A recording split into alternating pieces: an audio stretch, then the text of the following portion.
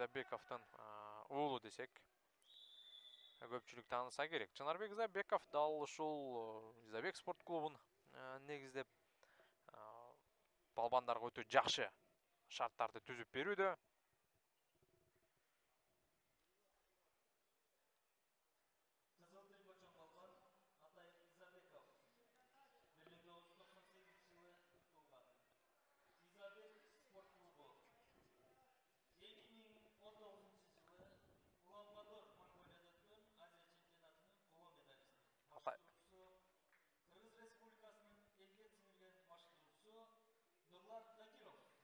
Атай Изабеков мына Азия чемпионат колобай кейси 1998 жылкы Атай Изабековдун жүрүшү жөнүндө айта турган болсок, Азамат Дүшүнкулов тутту 8-1 финалда, чейлек финалда Курманбек Айтмаматов тутту. Андан ары жарым финалда Куштарбек Абдыманап уулундагы жеңип алгандыгын айтып өтөлү. Жогоруда айтканда Адилет Маратбаев. Барына белек. Салтуу жаңы жылдык Остор акциясы. Vivo смартфонун сатып алуу менен белек алууга кепилденген мүмкүнчүлүккө ээ бол. Телевизор, Яндекс станция, рюкзак, свитшот, пауэрбанк, кулакчындар. Ал турга жап-жаңы Vivo смартфону. Жаңы жылга белек алууга жетишип кал. Барына белек, барына сонун маанай. Остор. Былтыркы жылы өлкө чемпионатта коло медаль тагынган. Жана бул спортчунун жүрүшүн айта турган болсок, ал бир беттешке көбүрөөк өткөргөн. Алгач Азамат Нурланбеков туткан, андан ары Калыс Содалиевди жеңген. Чейлек финалда болсо Үмөтали Шарпбек уулун артта калтырган жана жарым финалда ал Бекжан Жамбуловду жеңип чыккан. Мына ушундай эки балбандын жүрүшүн сиздерге тааныштырып өттүк. Эми бул беттештин башталганына дээрлик 1,5 мүнөттөй убакыт болуп калды. Азырынча эки тараптан тең натыйжалуу чабуулдарды же болбосо ыкмаларды көрө элекпиз.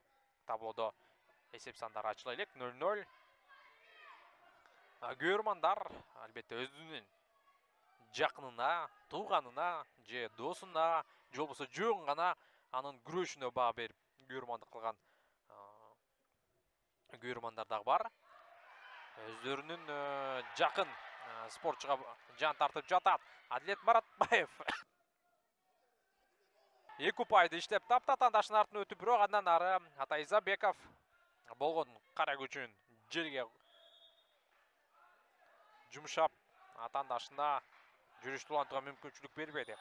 Адилет Маратбаев жакшы, башталышы жакшы. Эки балбан жөнүндө дагы кенен элек токтоло турган болсок, Адилет Маратбаев 1999 жылкы Тайм спорт клубу. Эми Атай Изабеков албетте Изабек спорт клубунан экенин айттык. 1998 жылкы ортодо айырма болгон 1 жаш. Атай Изабеков 1 жашка улуу. Каршылашына салыштырмалуу. Эми бул салмакта Арслан Будажапов номер 1 азырынча Кыргызстанда.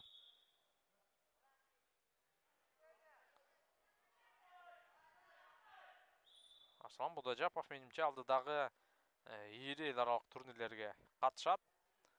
Дагы бир маанилүү нерсе Кыргызстанда Бишкек шаарында биринчи жолу бүткүл дүйнөлүк күрөш уюмунун рейтингине кирген рейтингдик турнир өтөт. Жайында, июнь айында. Ратбек Сантбаев жана Кабыл Кожомкул аталышындагы турнир. Атай Изабеков азыр каршы чабуулга туш болду, бирок бул жерде эч бир балбан упай иштеп таба алган жок. Убакыт дагы бүтүп калган экен. Старт даяр.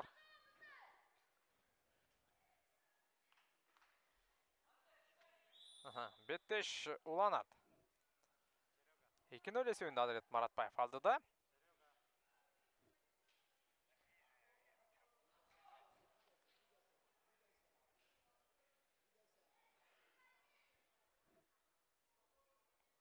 Көрөрмандар дароо эле пассивди сурап башташты. Эми бул күрөштө адатка айланган көрүнүш десек болот.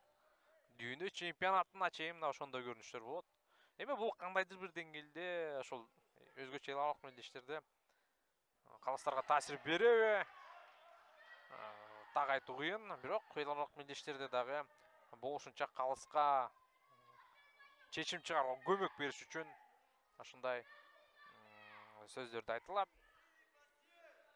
Кызыл кийимчен спортчуга күйөрмандык кылган. Көк кийимченге пассив талап кылат. Көк кийимченден күйөрманы кызыл трикочонго пассив талап кылат.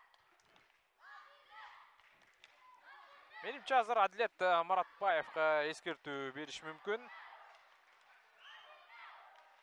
Буга чейин аталган спортчуну активдүүлүккө чакырган эле. Мына дагы да болсо кол жаң соосу менен калыс Адилет Маратбаевди активдүүлүккө чакырууда.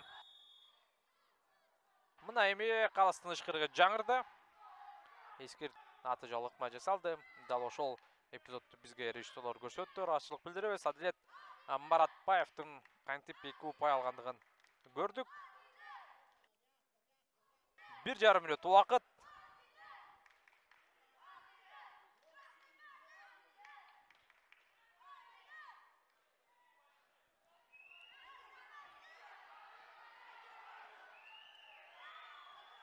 Мына эми беттештин кызыгы өзүнүн дугуна кирип баштады.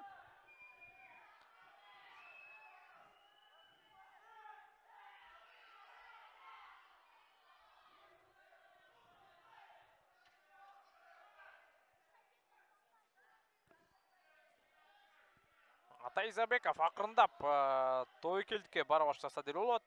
Убакыт сууда эле куюлуп жок болуп бара жатат. Бирок Адилет Маратбаев азыр активдүүрөөк дагы да болсо.